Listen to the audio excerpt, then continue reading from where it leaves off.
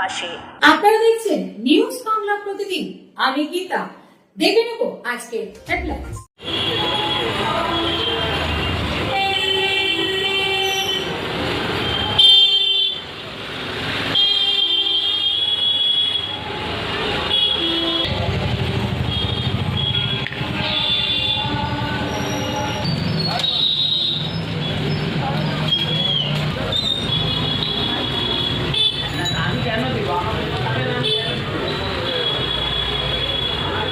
বলছি কালকে সকালে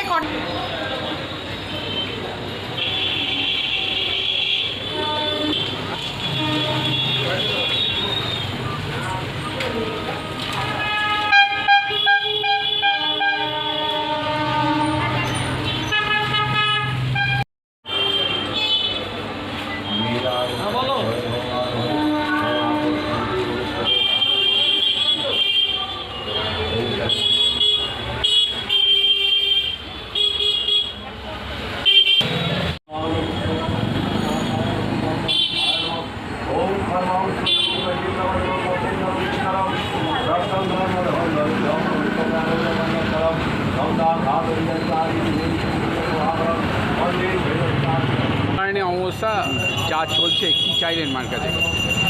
প্রতিটা মানুষের মঙ্গল কামনা করলাম, সুস্থতা কামনা করলাম, সবাই ভালো থাকুন, সুস্থ থাকুন, সমস্ত রকম দশা থেকে মানুষকে মুক্ত করুন, সুখে এবং শান্তিতে থাকতে পারে মানুষ, সেই কামনাই করুন।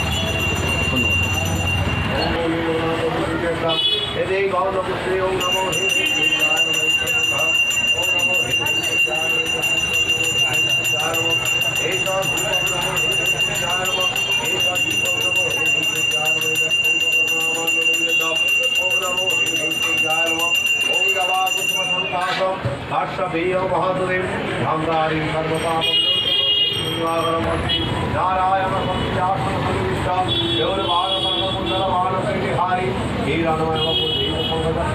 ওম শান্তাকারণম পদ্মনাভম সুরেশম কৃষ্ণাধারম গগন সদৃশম মেঘবর্ণম শুভঙ্গম লক্ষ্মীকান্তম কমলনয়নম।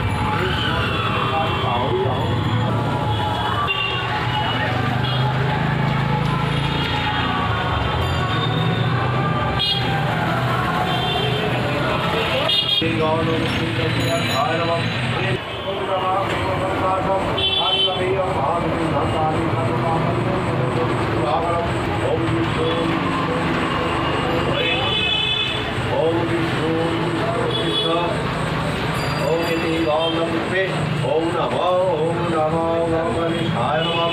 यदि गणेशाय नमः। ओम हरे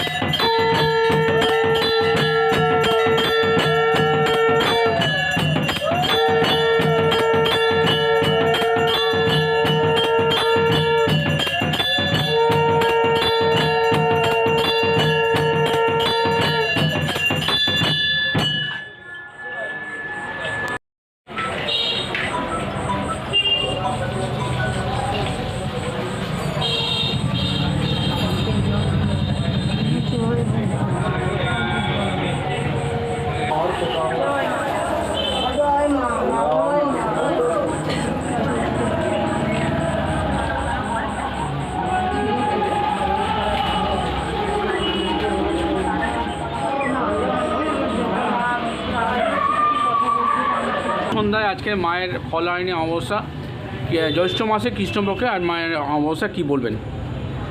দেখুন, জ্যৈষ্ঠ মাসের কৃষ্ণপক্ষে এই যে অমাবস্যাটা, এটাকে ফলহারিণী কালিকা ফলহারিণী অমাবস্যা বলে। ফলহারিণী কালিকা পূজা। ফলহারিণী কথার অর্থ হলো যে আমাদের যে ফল বলতে কর্মফল, ভালো কর্ম করলে ভালো, খারাপ কর্ম যে আমরা করি তার জন্য খারাপ ফল থাকে। তো মা সন্তানের সমস্ত দোষগুণ তো দেখেন, আবার অনেক গুণ ক্ষমাও করে দেয়। এই ফলহারিণীর কথার আপাতভাবে যেটা অর্থ বেরোয় সেটা হচ্ছে যে মা সন্তানদের খারাপ ফলগুলো হরণ করে এবং ভালো ফল প্রদান করে।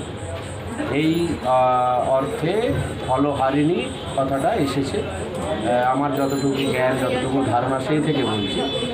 আর ব্যাপার হচ্ছে যে এই দিনে আর একটা বিশেষ ঘটনা হয়। এই দিনে আমাদের শ্রী শ্রী ঠাকুর পরমহংস রামকৃষ্ণদেব মা শারদাকে ষোড়শী রূপে পূজা করেছিলেন এই দিনে। তো এই জন্য এই তিথিটার খুব বড় মাহাত্ম্য আছে। তো সংস্কারিত একটা করে মাহাত্ম্য থাকে মায়ের পূজা খুব প্রসিদ্ধ। তো এটা এই কারণের জন্যে আরও বেশি সমাদৃত মানুষের কাছে, ভক্তদের কাছে। এই মোটামুটি এটাই আর কি, সংক্ষেপে বলতে। ধন্যবাদ। বাইরে